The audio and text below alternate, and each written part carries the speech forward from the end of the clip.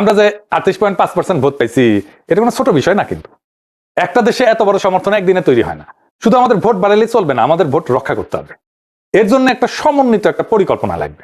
পুরা পরিকল্পনা এক এপিসোডে দেওয়া যাবে না। তাও আজকে কিছু গুরুত্বপূর্ণ কৌশলের কথা আলাপ করব। আমি আগে মেলা স্ট্র্যাটেজি গলে কয়ে দিছি জামাত এনসিপি রে, কয়টা নিচে আপনারাই জানেন। আমি একটা এক্সাম্পল দিই। আমি কইছিলাম পাড়ায় মহল্লায় চাঁদাবাজি প্রতিরোধ কমিটি তৈরি করতে। এটা করলে বিএনপির বাইরে সব শক্তিকে পাড়া মহল্লা লেভেলে অর্গানাইজ করে ফেলা যেত। তাদের একটা পলিটিক্যাল কাজ দেওয়া যেত, যেটা সামাজিকভাবে গুরুত্বপূর্ণ, রাজনৈতিকভাবে গুরুত্বপূর্ণ। ইউনিটিটা স্ট্রং হইতো। তারা জানতো কে কোথায় চাঁদাবাজি করে, তারা জানতো কার কোথায় শক্তি, তাদের নিজেদের কোথায় শক্তি। এটাই নির্বাচনী ইউনিট হিসেবে কাজ করতে পারতো। পাত্তাই দেয় নাই, কানেও তুলে নাই।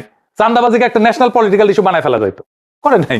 হ্যাঁ, করে না। কিন্তু আমি তারপরে কয়া যাই, কারণ হইতেছে কি যে এটা তো অনেকে শুনবে, জানবে যে এটা একটা পথ ছিল, রাস্তা ছিল।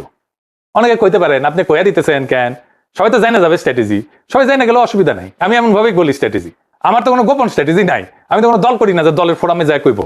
আর এইভাবে বলা ছাড়া সেই জন্য আমার কোনো উপায় নাই। আর যে কৌশলে বলবো তা চাইলেও প্রতিপক্ষ ব্যবহার করতে পারবে না। মানে আমি যদি বলি আমি একটা ম্যান্ডোলিন বেজে ভোট চামু, এটা সবাই পারবি? হ্যাঁ, পারবি না। হ্যাঁ, আমি যে এককালে ম্যান্ডোলিন বাজালাম তা জানেন না।